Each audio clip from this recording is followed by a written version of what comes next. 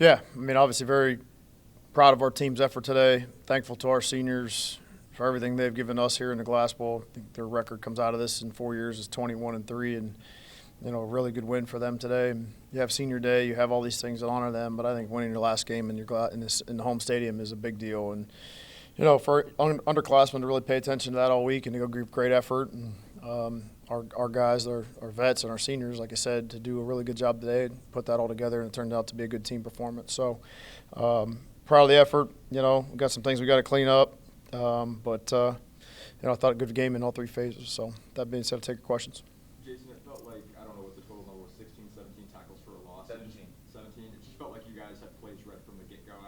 What can you say about your defensive performance today? I mean, I feel like I got to answer that question each and every week. So these guys keep raising the standard and keep raising the bar, what it should look like. But very disruptive on the defensive front, and I thought, the quarterback, when he pulls the ball down, he is a legit runner. And I think that sometimes that gets said of maybe this is a running quarterback and, that guy can make some plays with his legs and you get all the cliches, but when that guy tucks the ball, he can score a 70-yard touchdown. And there's not too many quarterbacks that across the country that can do that. So they know they had their hands full all week long chasing that guy around, and they were very disruptive and very good all day today. Chip, I think it was on that last drive of the first half. I think he had the ball every single play in that drive and just kept ripping off these huge runs. What can you say about him for this game and then what he's meant to this team this season? Yeah, I mean, I think that, obviously that was a great drive, and our guys up front were moving some people there.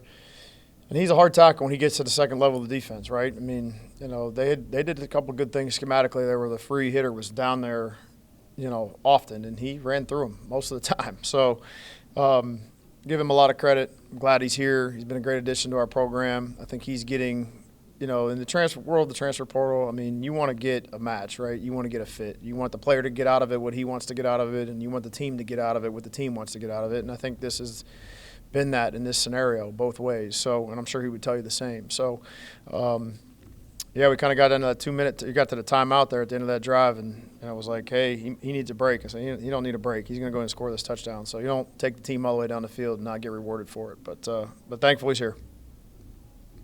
Seems like forever ago this play, but second week in a row, big special teams play really sets the tone for a short touchdown drive. I mean, just talk about that block punt in that first quarter and how that really got your offense going.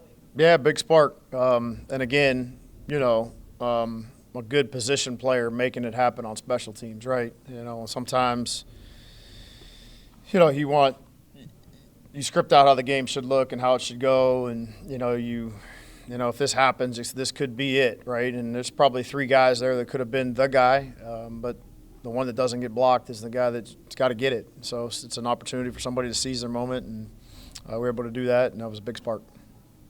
And then just talk about, you touched on this earlier, but Junior becoming the seventh Rocket with 200 career receptions, Chip going over 2,000 career yards. I mean, you talked about on Monday just what this kind of game means to the seniors. Just talk about how rewarding it is as a coach to see those players in their last game at the Glass Bowl just achieve those accomplishments. Yeah, I mean, I don't know. I mean, this game here to me was, I felt like a tremendous amount of pressure all week long just to perform for those guys, right, and to make sure our team was ready to go for them because, I want to win as bad as anybody wants to win, but I want to win for them. And, I think that, they really took ownership in that, and they have all season. We've had some ups, we've had some downs, we've had some really good moments, we've had some bad ones. And every turn, these guys have owned it. They've faced adversity and stared it right in the face. They've continued to adapt and overcome to the scenario and the situation that they're in. You hope that in the recruiting process, that it starts out that you recruit a bunch of good young men that leave Toledo a better place than they found it. You hope that they understand that when they graduate from here that they have the ability to always give more than they take. And all of these things that you see on the wall, you hope that these things come off the wall and they're a product in that human being when they're done. We got a lot of special guys here in this class. And I think everybody really fought like hell this week and have the last few weeks to make sure that they end this thing the way they want it to end. Following up on that, post-game, every handshake, every hug seemed to mean a little bit more. What was going through your head in those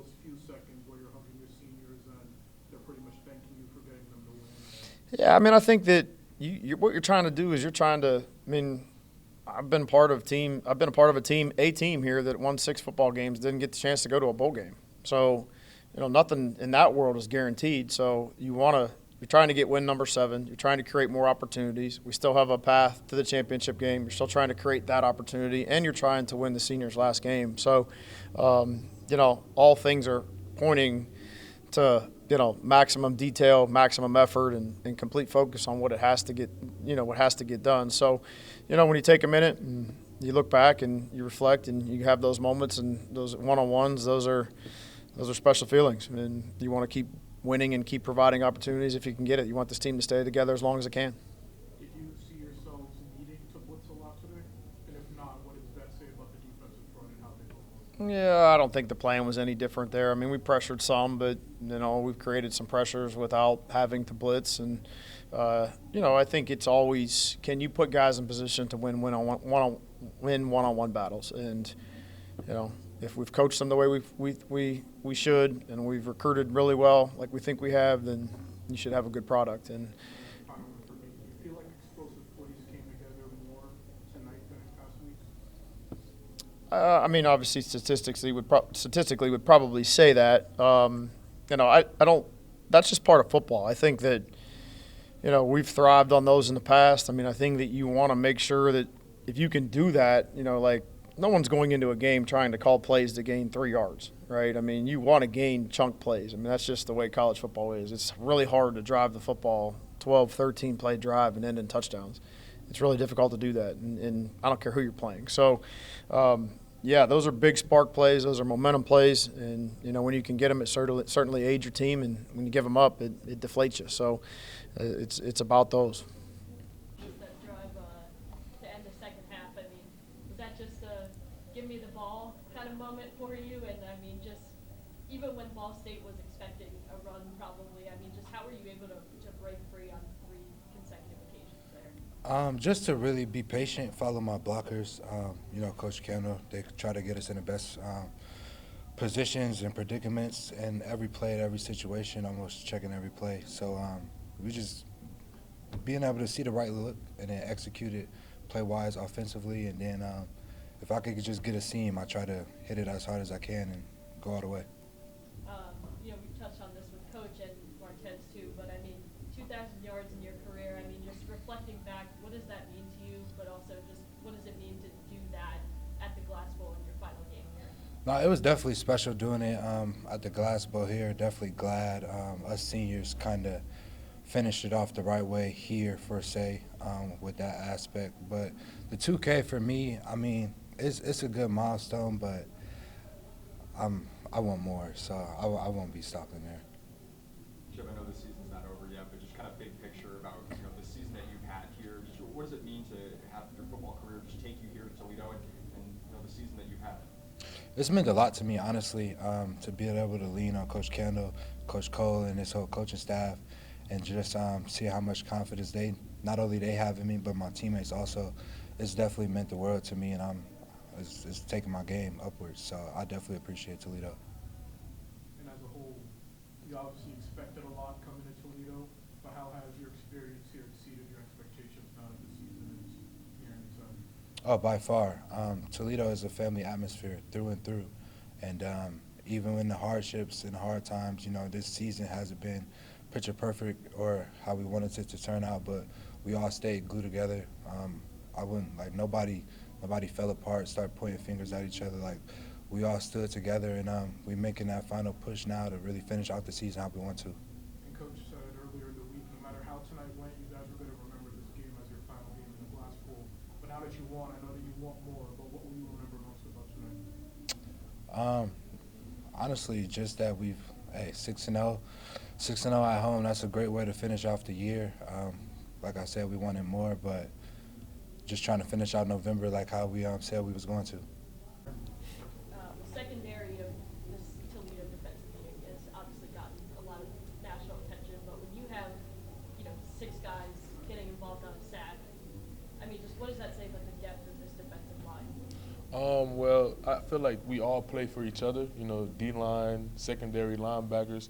And we just want to cause havoc for everybody, and on the defense. And it's special that the D-line did it, but everybody plays a part in it. Secondary linebackers. So.